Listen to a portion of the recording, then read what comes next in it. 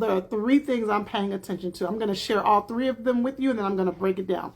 The three things that I am watching for, like when I start the session, the very first session with a couple, there are three things I'm trying to pay attention to. The secret sauce for marriage. Now, if I want marriage, I'm going to tell you, there is not a lot that is harder than being married to someone. So when I'm observing how they talk to one another during a conflict, I am paying attention. Is it just one person tiptoeing, being overly sensitive? That could be an indicator that they have not created. I'm excited about this conversation. I'm excited.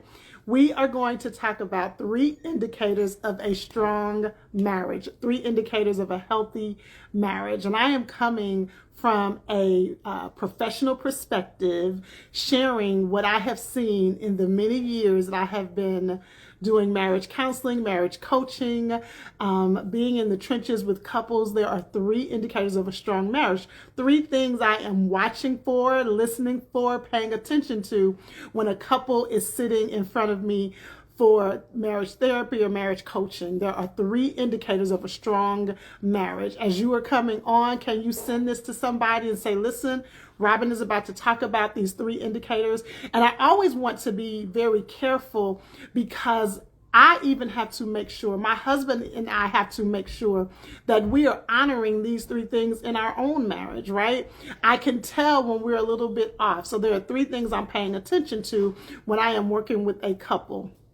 So if you are watching this on Instagram, just comment, heart it, because as you do, it moves up on the algorithm. If you're watching this on YouTube, do the same thing, like it, make a comment. But most importantly, I believe in marriage wants to be the go-to resource for you and your spouse. If you are a member of a church, we want to be the go-to resource for your church. We want your church group to come to I Believe in Marriage particularly on our YouTube page. We want you to come to I Believe in Marriage to watch the resources that we have there. They're absolutely free. We are building out I Believe in Marriage University. I'm super excited about that. And I Believe in Marriage University is going to be an opportunity for you and your spouse or for your church to have consistent courses to help you in your marriage, right? So we want to be the go-to resource. So please like the video, heart it, do all the things. If you're not following us on Instagram, make sure you're following us. If you're not subscribed to the channel of YouTube, make sure you subscribe. Okay, so when I am sitting with a couple, there are three things I'm paying attention to. I'm going to share all three of them with you, and then I'm going to break it down.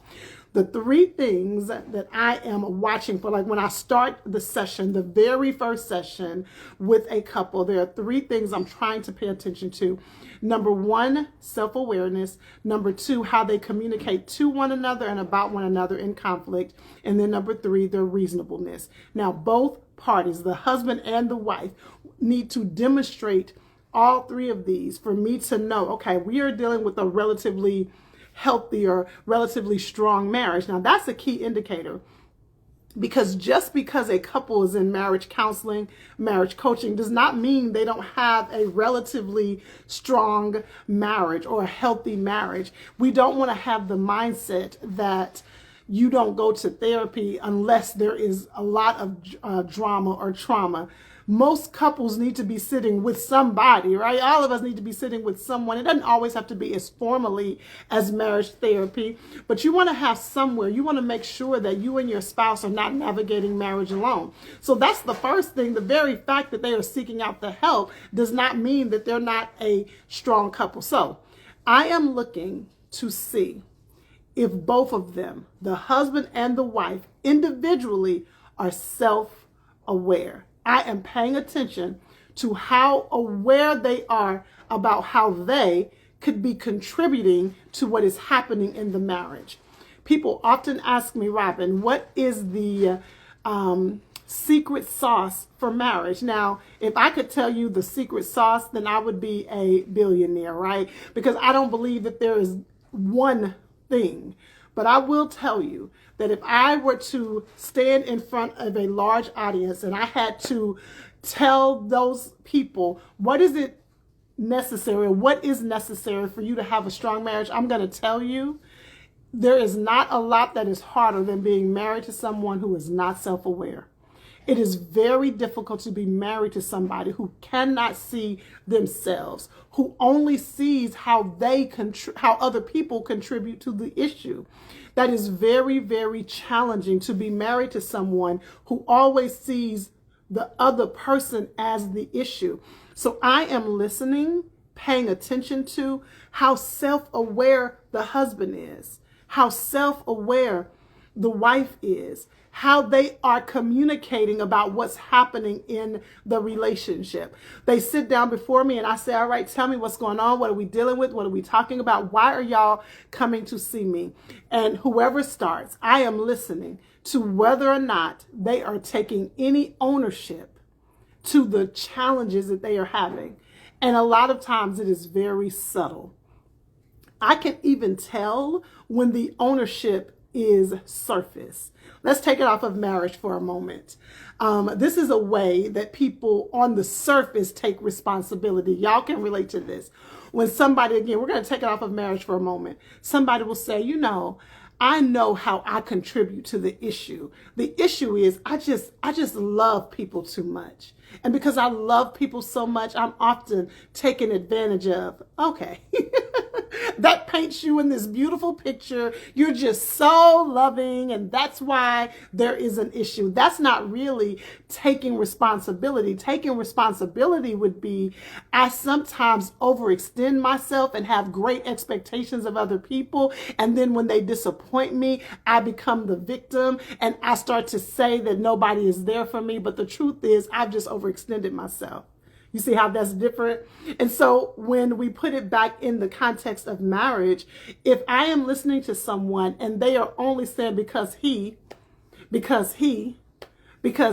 and they are not taking ownership of how they may have contributed to it, that's a red flag. And so when both the husband and the wife can own up, even in the presentation of the issue, to how they may have contributed to the conflict or whatever is bringing them before me, that is an indicator. I'm starting to think, okay, we might be on the right track, because really, there are nuances. There is a culture of your marriage. Every marriage has a culture. Did y'all know that? Let me pause and ask you, did you know that? Every marriage has a culture. It has a identity. It has what is okay and what is not okay in our marriage. Every marriage has that, right? And so if I can hear that the husband and the wife is taking some ownership, I'm like, all right, we're on the right track. So that's number one. I am listening to how self-aware both parties are. Again, we're talking about indicators of a strong marriage, indicators of a healthy marriage. When we talk about a healthy marriage, there is actually a beautiful definition of a healthy marriage. I might talk about that. I might do a whole live on that. I'll do a whole live. There's a beautiful definition. I did not write it, but it is my go-to definition of a healthy marriage. I absolutely love it. You know, I think a great resource, maybe this is something I can do. A great resource would be to take that definition of a healthy marriage and create an assessment wrapped around that definition, because that could help all of us, you, me, your husband, my husband, your wife, somebody else's wife. It can help us assess our marriage based on that definition. But a healthy marriage does not mean that there's never an issue. There's a myth about happy couples, that happy couples never have any issues. I'd like to say that my husband and I are in a happy marriage. Watch this. Husband. Yes, wifey. Are we in a happy marriage? We are in an amazing happy marriage. Listen, this is a snow day. He's going to say whatever I want him to say, if y'all can understand why. I consider us in a relatively happy, healthy marriage, but that does not mean we are conflict free. I think we had an argument today. I think we did. The family went on a walk in the snow. I'm not going to even get into it because he can hear me. I'm so irritated about it. So even happy, healthy couples have issues. They have an undercurrent.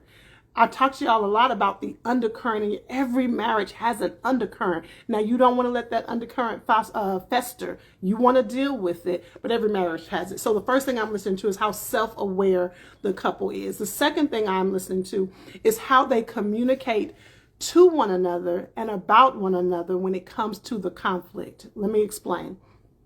How they communicate to one another. One of the subtle things I observe with healthy or strong couples is that when they are talking about the conflict, when they are telling me what is going on, when they are unpacking a situation, they tend to turn to one another. They'll take a moment to make sure that their partner is receiving it okay.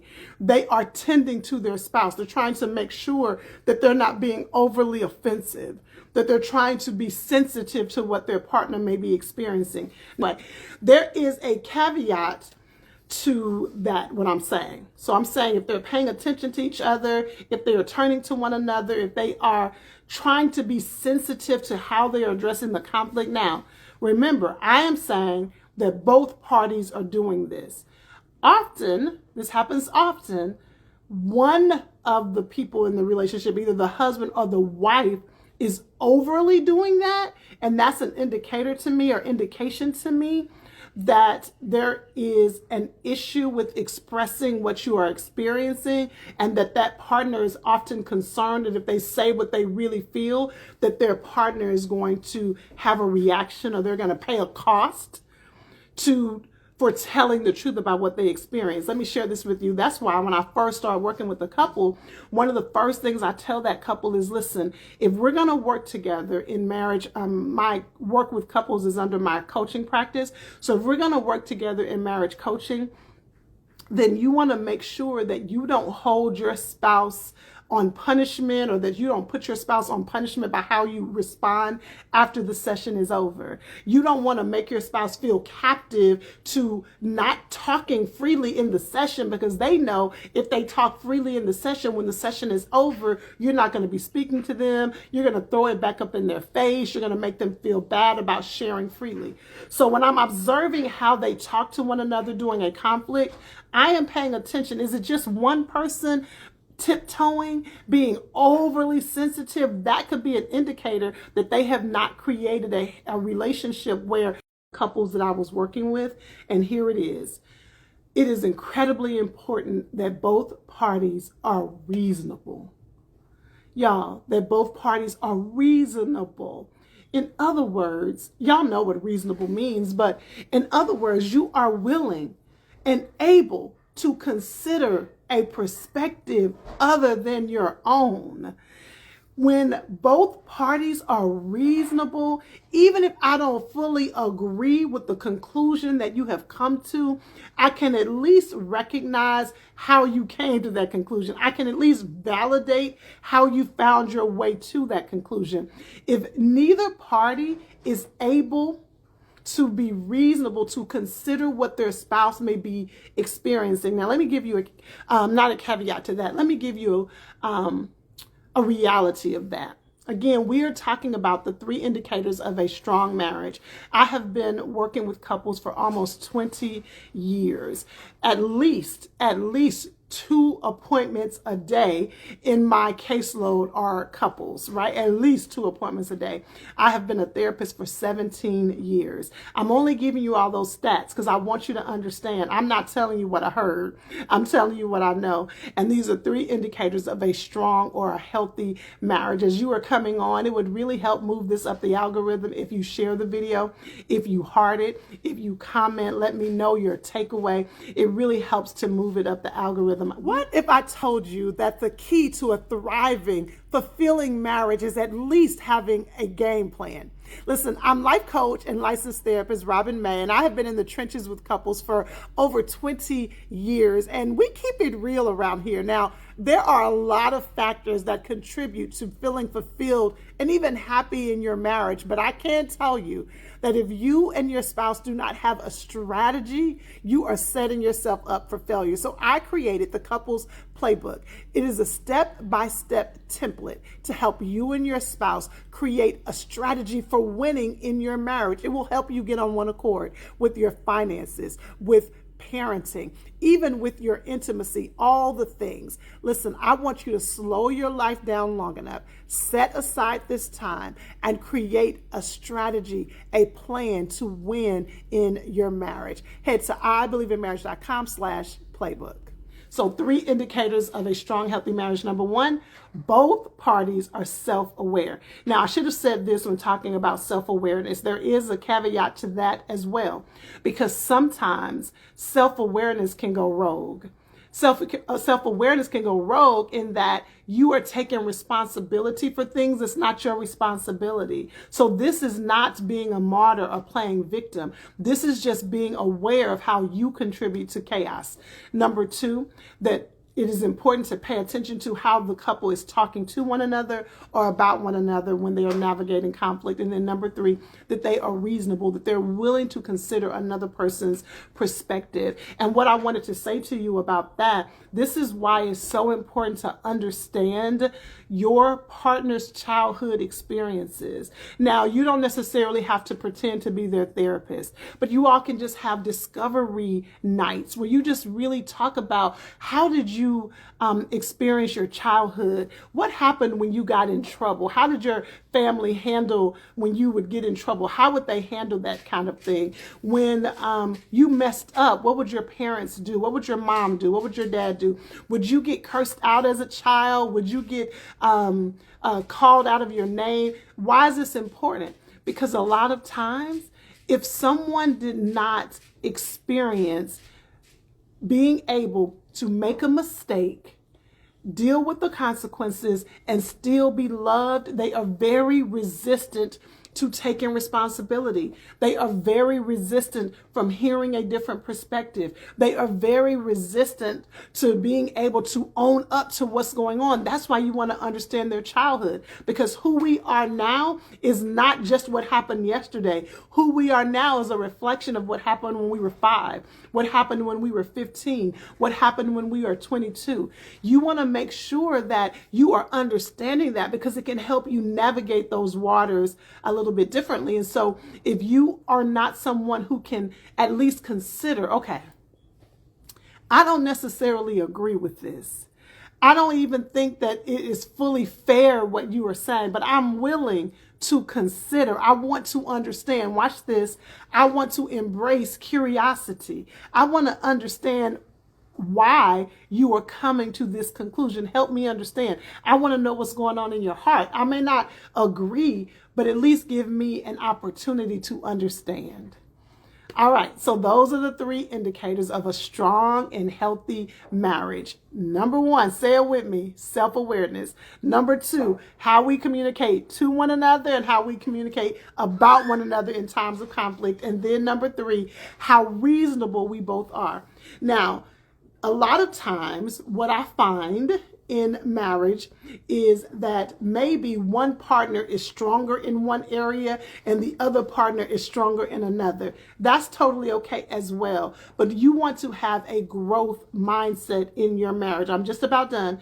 But you want to have a growth mindset. So let's say in my marriage, maybe I am really strong with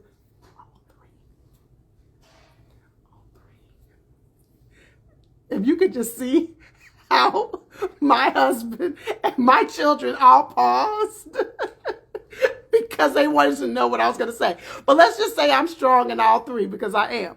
So, no, I'm just joking. Let's say I am really strong with being reasonable. Okay, probably not. I am very strong with being self-aware. Nope, nobody asked you, sir.